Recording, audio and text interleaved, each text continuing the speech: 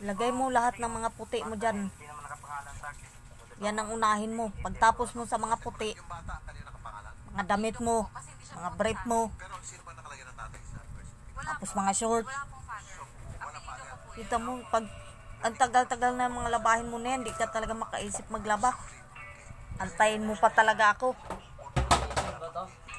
Ano? Sa mga short na yan.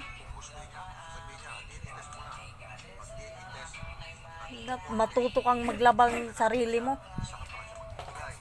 Kay hindi laging maayos yung katawan ko. Marami na akong iniinda.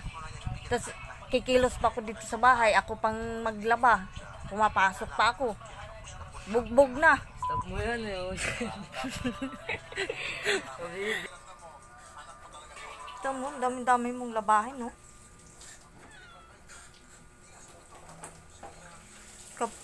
Kakunti sa tubig.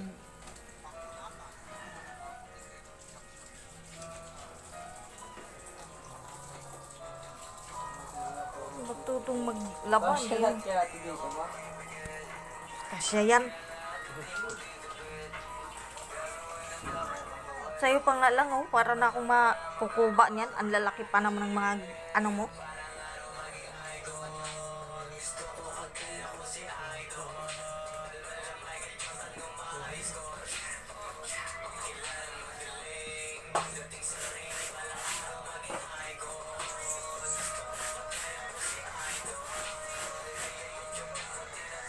Kwilyo, kilikili, tas buong ano.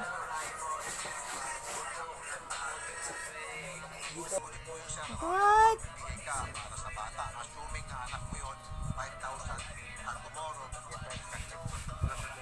Yun lang po sana ang pakiusap ko sa kanya. Sir, ako, willing naman ako magbigay. Nung nanghingi na ako ng picture sa pa-birthday ng anak ko, ang tagal-tagal pa nagbigay. Ilang pakiusap ko pa para bigay lang. Tapos ilan lang yung pinasa sa akin. At least man ang taon ko nung nasa barko ko siya, matingnan sana. Ang sa akin lang, magkasundo tayo. Ingyan ang tugtog niyan. Tayo. So, ibig sabihin,